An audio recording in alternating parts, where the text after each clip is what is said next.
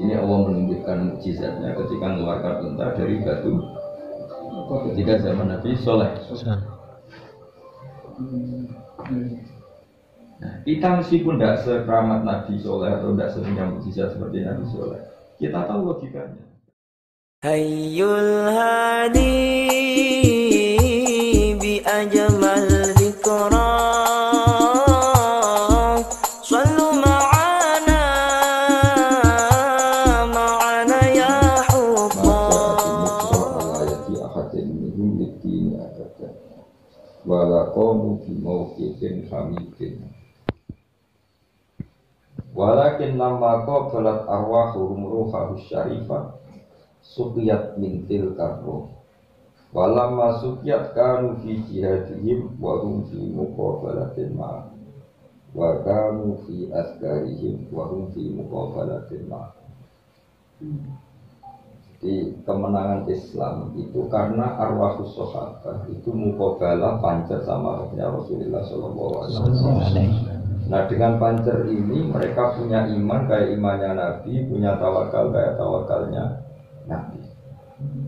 Sehingga mereka misalnya yang paling masyhur itu mereka lihat kematian itu biasa saja. Dan ketika ingin menang, lihat kemenangan itu ya hal yang mungkin sekali meskipun secara lahir itu kalah. Jadi misalnya pasukan Badar itu hanya 313 kan ribuan pasukan orang kafir. Sahabat itu pede saja menang karena ketika dengan muqabalah dengan rohnya Nabi mereka punya perasaan kayak yaitu bahwa Nasrullah itu qarib, bahwa Allah tidak ada yang bisa mengalahkan. Jadi cara iman itu kuat sekali. Makanya mereka dipuji para sahabat, para tabi'in yang papan atas itu iman yang mereka dibandingkan iman yang para nabi. Karena ada muqabalah itu. Nanti tak bacakan juga di beberapa tafsir di kitab. Nah ini yang masalah, makanya roh itu sekali gak sambung dengan roh mahfuz itu ya terus benar-benar gak sambung, ada khayal. Jadi sebetulnya melihat roh mahfuz itu bagi para wali itu mungkin sekali karena tinggal melepaskan. Contoh paling gampang gini, saya pernah berpikir tentang ini ketika baca Ihya. Sistem tubuh kita itu disiapkan Allah sebelum akal. Jadi kita ini tidak ahli badan meteorologi dan geofisika. Tapi apa hujan ya, fungsi kita itu ini mau ungkap. Wong paling bodoh, paling lugu, apa hujan proses. Itu bukti bahwa ada alam di bawah sadar yang bisa merespon alam lain tanpa ilmu murni perasaan. Jika para wali kalau ini mau musim adab itu rohnya kerasa. Ada musim rahmat kita. Nah di sini Allah itu hanya butuh munculkan rahmat bagi yang muta'arid. Muta'arid itu yang menyiapkan diri untuk mendapat. Namanya di sini innali rabbikum fi ayyami darikum nafahatin ala fatatarodu di nafahatin. Jadi Allah itu menurunkan nafahat. Tinggal yang penting posisi kamu itu di kawasan jatuhnya ini, jangan di yang lain. Makanya disebut ta'arud itu dia memposisikan di koordinat yang tepat di sinyal. Makanya Allah ngendikan tadi Nabi innali rabbikum fi ayyami dahrikum nafahatin ala fatatarodu di nafahat itu apa? Ya dengan mengepaskan tadi. Makanya butuh kita ini pas. Nafas itu dimulai dari mana? Tadi mir'atul mu'min. Misalnya begini. Allah itu faktanya akbar min kulli syai'. Allahu akbar. Jadi hati kita benar-benar itu bagian dari persesuaian nafas. Kita teruskan.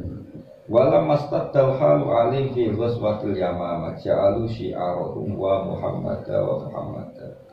Wa kana siwaruhum wa kibaruhum yatamassalu lahu wa fil jihad aw fil qiyam bil ghazwa sayyidul wujud walikuhu wa syauqu ilah fakanat al-muqabalat da'imatin fabiha qatalahumul haqq wa ta'ala bimawah. Jadi misalnya orang mau meninggal atau mau jihad atau mau apa, Syiar mereka itu bilang wa Muhammad wa Muhammad. Akhirnya menjadi ringan semua apa yang dialami. Yang paling masyhur yaitu Abu Hurairah.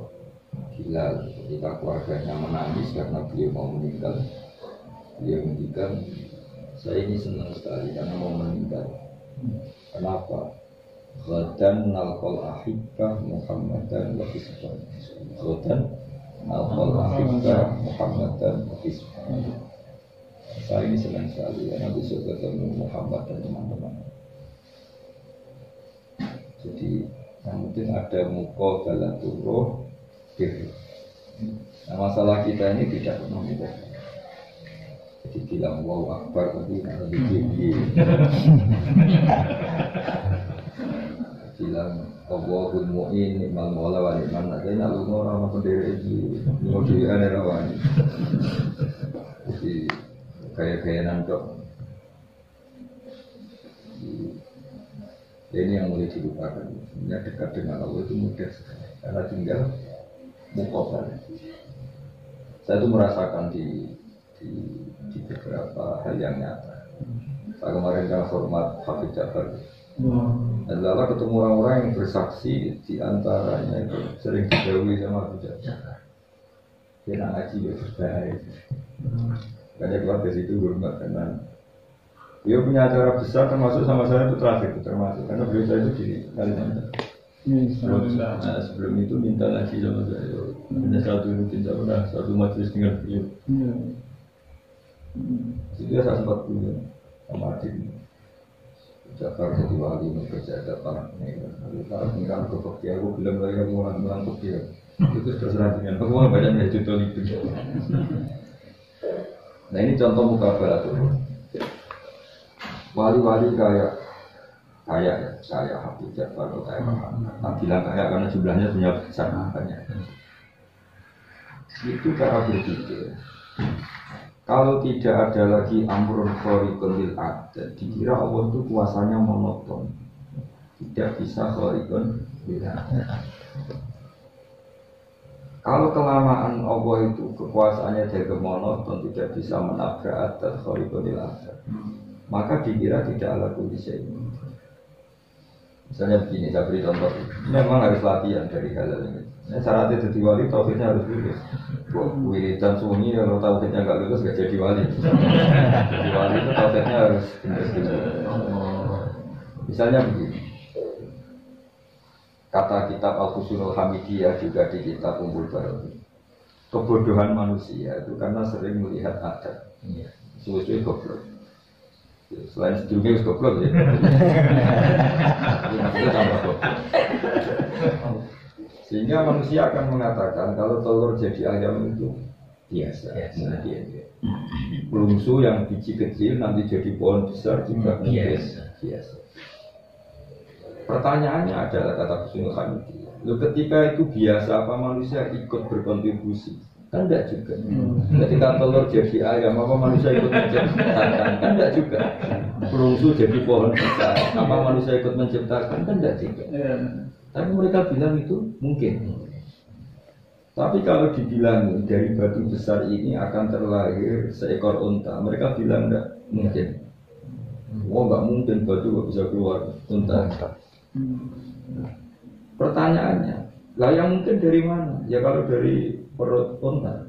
Pertanyaannya ketika keluar dari perut unta itu manusia juga gak ikut kontribusi.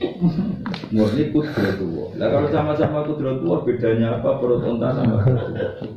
Nah syaratnya jadi wali itu gak tahu bedanya perut unta sama batu. Sama-sama bagi Allah yasir. Makanya kalau sampean belum tahu masih tahu bedanya batu dan perut unta itu gak sih jadi wali. Jadi wali itu nggak tahu bedanya antara batu dan perut unta. Nah, akhirnya apa? Ketika kita walinya jalur fikih, misalnya kita awalnya salah. Kita cara berpikir kita yang masih ngaji fikih tapi wali. Itu cara berpikir gitu. Ketika unta dari perut induknya itu kita bilang mungkin, toh dalam kemungkinan itu kita tidak terlibat sama sekali. Akhirnya kita ada siapa-siapa. Akhirnya kita bilang apa? Itu dikudratillah. Sudah ketemu rumusnya, kalau sama-sama bikutrotillah nggak ada bedanya indukan unta dengan batu. Nah, di sini Allah menunjukkan mukjizatnya ketika mengeluarkan unta dari batu ketika zaman Nabi Soleh. Nah, kita meskipun tidak sekeramat Nabi Soleh atau tidak sepunya mukjizat seperti Nabi Soleh, kita tahu logikanya. Ketika hukum adat itu terjadi, hakikatnya kita tidak terlibat. Ya kalau sama-sama tidak terlibat, kita di dunia ini sebenarnya hanya bersaksi betapa Allah itu luar biasa. Dari bungsu jadi asam besar, dari telur menjadi ayam. Ya, kalau hanya bersaksi, harusnya kita juga bersaksi ala kulisai kotir, masuk bisa mengeluarkan unta dari. Di sini pentingnya mukjizat supaya orang kalau lama sekali monoton semua unta dari indukan, dikira Allah tidak mampu yang spektakuler. Wali-wali yang jenis khariqunil adat maksud itu ingin mengkampanyekan bahwa itu mungkin. Ini jenis yang maksud. Nah, kita sebagai orang ilmu memberi alasan. Jadi sebenarnya ketika ada hukum adat, kita pun tidak terlibat. Jadi misalnya kuku ini bisa panjang kalau keluar dari sini, ya sudah. Terus kita ada yang bilang bisa aja keluar dari sini. Kita bilang yang ini mungkin, yang ini tidak mungkin. Padahal ketika keluar dari sini juga sebenarnya kita tidak terlibat.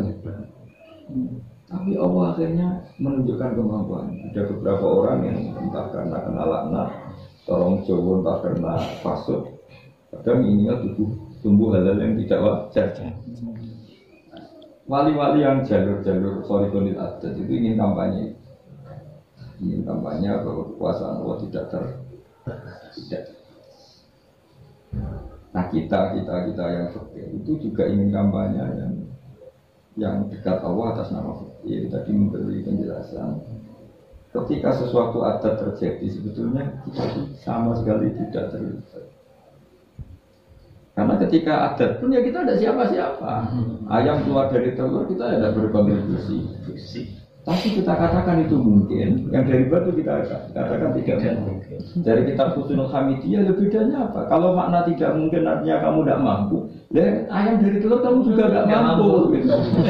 Bedanya apa sama yang dari sama-sama kamu tidak ikut terlibat. Hayyul Hadi